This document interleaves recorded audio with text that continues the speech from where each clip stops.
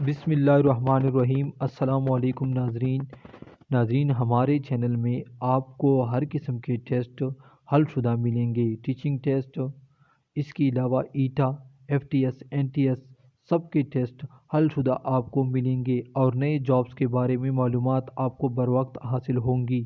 اس کے علاوہ general knowledge, پاک اسٹڈی، اسلامیات وغیرہ کی ویڈیو شکل میں ملیں گی جو بہت زیادہ امپورٹنٹ ہے ٹیسٹوں کے لیے۔ غزوہ احزاب کون سے ہجری میں پیش آیا؟ 5 ہجری میں۔ غزوہ احزاب کا دوسرا مشہور نام کیا ہے؟ غزوہ خندق۔ غزوہ احزاب اس غزوے کو کیوں کہا گیا؟ اس میں بہت سے قبائل یا گروہ جمع ہوئے۔ غزوہ احزاب میں کفار کی تعداد کیا تھی؟ 10,000۔ یہودیوں کا سردار ابن خطیب کس قبیلے سے تعلق رکھتا تھا؟ بنو نذیر۔ یہودی سردار کعب بن اسد کس قبیلے سے تعلق رکھتا تھا؟ بنو قریظ۔ مسلمانوں نے کس کے مشورے پر خندق کھودی؟ حضرت سلمان فارسی رضی اللہ تعالی عنہ۔ سلمان فارسی رضی اللہ تعالی عنہ کا تعلق کون سے ملک سے تھا؟ ایران۔ غزوہ خندق مدینہ منورہ کی کس سمت میں کھودی گئی؟ شمال۔ غزوہ خندق پار کرنے والے کافروں کو کس نے قتل کیا؟ حضرت علی۔ خندق کے دوران اسلام قبول کرنے والے نعیم بن مسعود کس قبیلے سے تعلق رکھتا تھا؟ بنو غطفان سے۔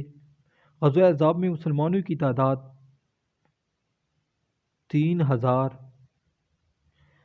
غزوہ خندق میں کتنے کافر مارے گئے؟ 10۔ غزوہ خندق میں کتنے مسلمانوں نے جام شہادت نوش کیا؟ 6۔ خندق کی لمبائی اور چوڑائی گہرائی کتنی تھی؟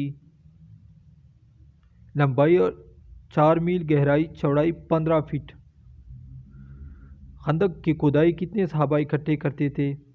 10۔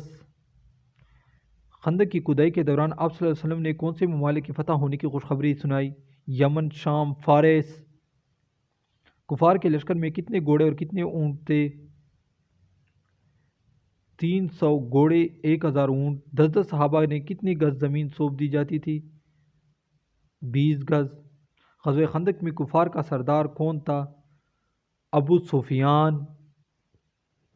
ہمارے چینل کو ضرور سبسکرائب کیجیے انشاءاللہ، اور ہر قسم کے ٹیسٹ کے معلومات بر وقت حاصل کیجیے۔ مجھے دیجیے اجازت۔ اللہ حافظ۔